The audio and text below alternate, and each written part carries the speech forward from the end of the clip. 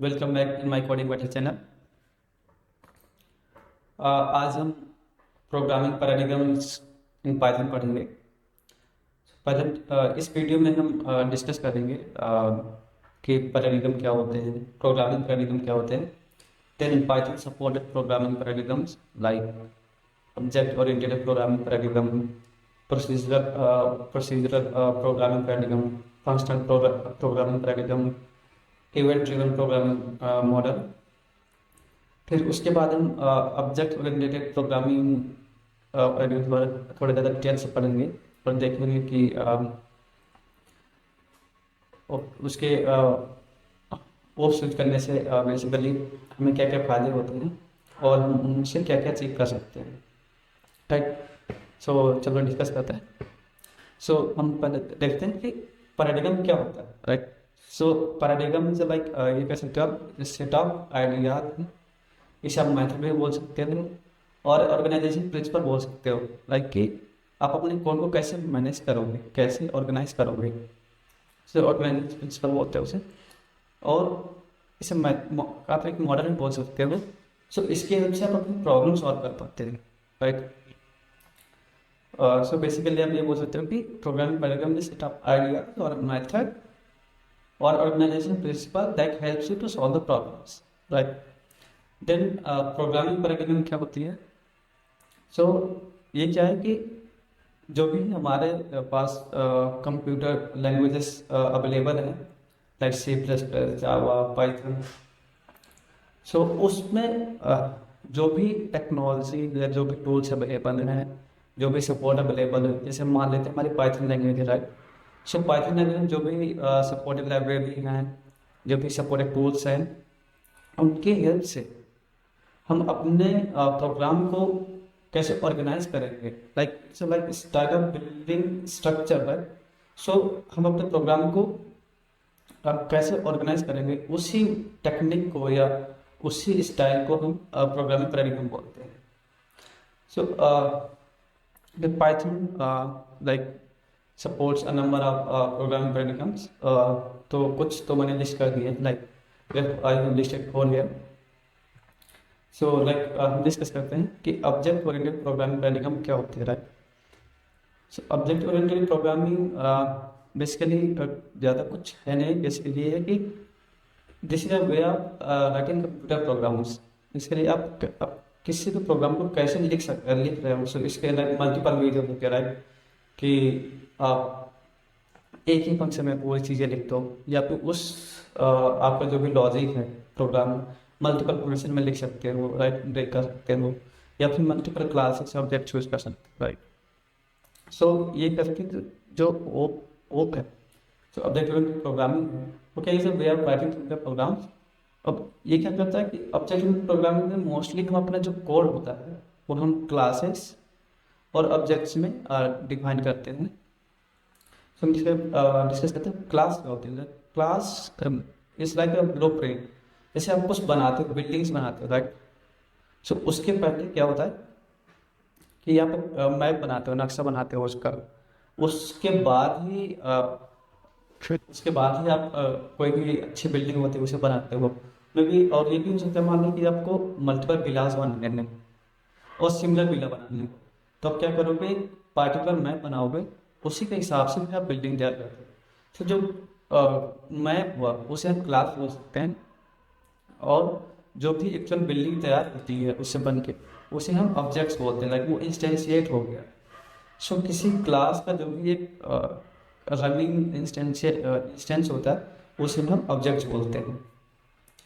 सो और basically class क्या होता है कि मान जो भी रियल टाइम चीज़ें होती हैं मुझे प्रॉपरली हम अच्छे से मैनेज कर पाते हैं और अच्छे से स्ट्रक्चर कर पाते हैं क्लास और ऑब्जेक्ट्स के हेल्प से। ठीक है, फिर तो आप जैसे देख सकते हो हमारे यहाँ पर एक क्लास है, क्लास कॉन्टेक्ट्स।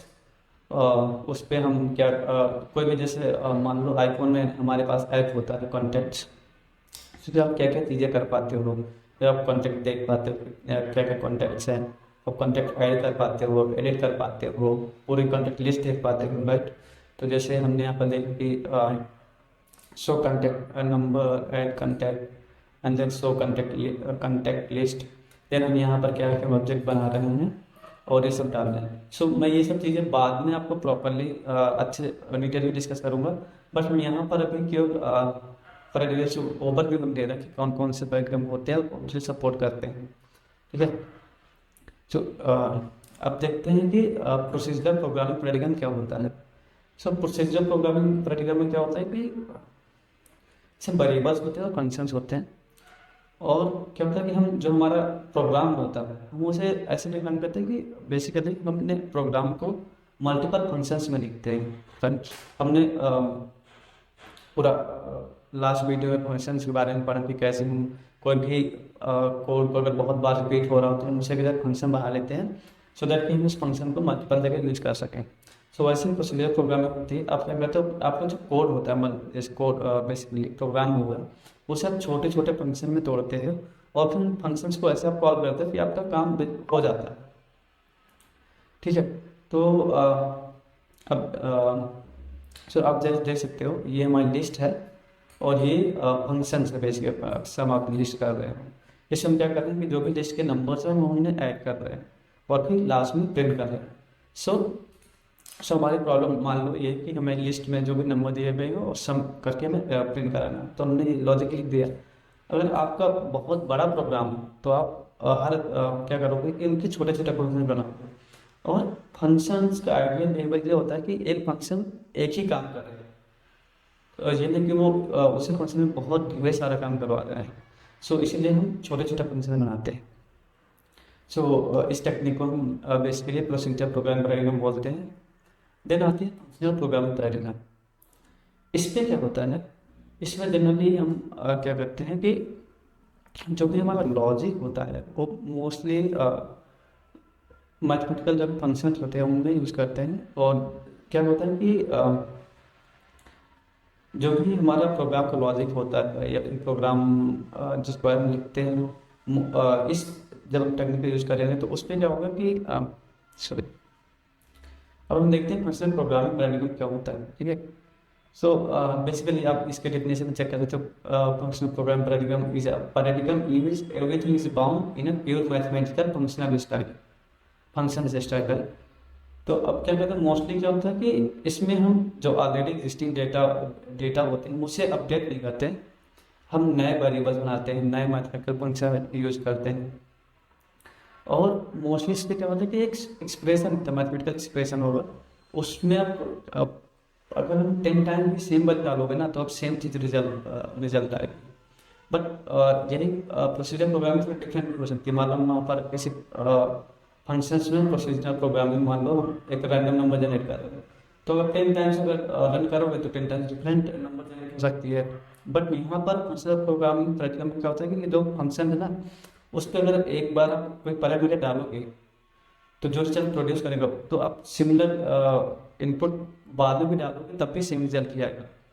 सो मोस्टली आप देख सकते हो कि it uses a mathematical functions and treats every statement as a functional expression as an expression is executed to produce a value. So mostly mathematical expression जो है इसमें जो अपन छाप करते हैं उनसे वजह करके वैल्यू होते हैं। सो इसमें क्या होता है मोस्टली क्या करते हैं जैसे लैम्डा फंक्शंस होते हैं, रिकर्शंस हो गया। सो इस पर ये ज़्यादा यूज करते हैं। जैसे आप इसमें देख सकते हो कि एक लिस्ट है, ठीक है, और हम क्या कर रहे हैं हमें उन लिस्ट हर जितने भी एलिमेंट्स हैं उन सबका नई लिस्ट बनानी है। जो नई लिस्ट में क्या होगा सबका स्क्वायर होगा। तो हम देख रहे हैं कि लिस्ट में बनाए से मैप करके लैम्डा एंड एक्स ये डबल स्टार जब करते हैं वो मतलब स्क्वायर बेसिकली अगर हम डबल स्टार करते हैं नंबर करते हैं तो वो बेसिकली एक्सपोनेंशियल होता है। तो अब जैसे पावर यहाँ पर 2 है, अगर 3 कर दोगे 3 हो जाएगा, एक्सपोनेंशियल हो जाएगा। और देन हम ये क्या नंबर है लिस्ट है, ठीक है, नंबर यहाँ पर लिस्ट है लेकिन हम इस में से जैसे वेरिएबल पास कर रहे हैं पेटीएम पर।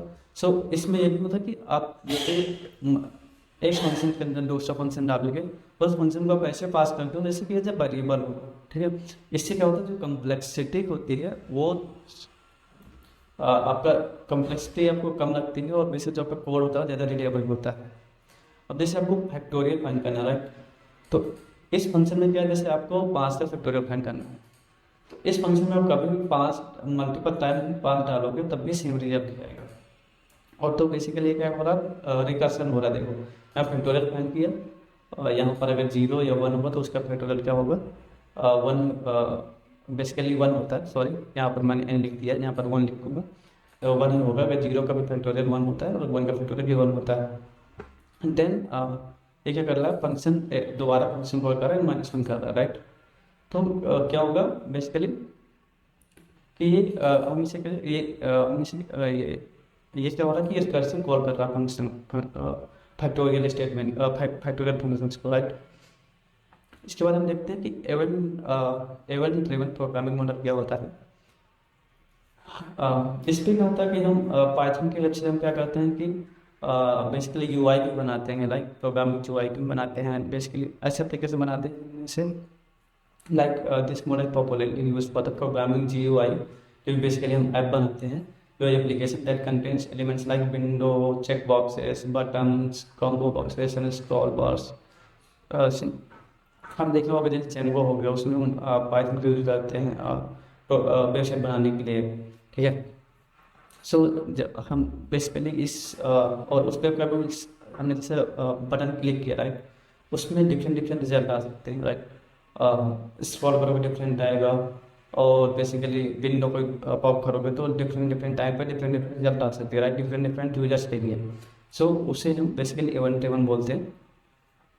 और अब हम थोड़ा उसके बारे में डिस्कस कर देते हैं, ऑब्जेक्ट ओरिएंटेड प्रोग्रामिंग के बारे में, क्योंकि इसके बाद हम क्लासेस पढ़ेंगे, ऑब्जेक्ट्स पढ़ेंगे। सो सब सबसे पहले बेनिफिट्स क्या होते हैं ऑब्जेक्ट ओरिएंटेड प्रोग्रामिंग के। एक क्या होता है कि मॉड्यूलैरिटी होती है। मॉड्यूलैरिटी में क्या होता है कि आपका जो भी पर्टिकुलर कोड होता है ना, वो सेल्फ कंटेंट होता है, उसे किसी दूसरे की जरूरत नहीं पड़ती। सो उसे हम मॉड्यूलैरिटी बोलते हैं, डिफरेंट डिफरेंट मॉडल में तोड़ सकते हैं। देन रीयूजेबिलिटी, रीयूजेबिलिटी में हम क्या होता है कि आप डिफरेंट डिफरेंट क्लासेस मान लो आपकी, मान लो कि जैसे आप कोई वेबसाइट बना रहे हो कॉलेज की, उसमें डिफरेंट डिफरेंट डिपार्टमेंट्स हो सकते हैं, राइट, डिफरेंट कोर्सेज हो सकते हैं। सो मल्टीपल डिपार्टमेंट्स के आप क्लासेस इंपोर्ट यूज कर सकते हो, ठीक है। सो बेसिकली रीयूजेबिलिटी मतलब जो ऑलरेडी कोड एग्जिस्ट है उस क्लास को आप यूज कर सकते हो, उसे रीयूजेबिलिटी बोलते हैं।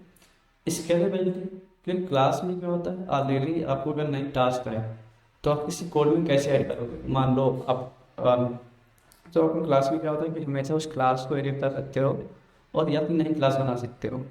मेंटेनेबिलिटी, तो क्या होता है कि हमारा जो कोड होता है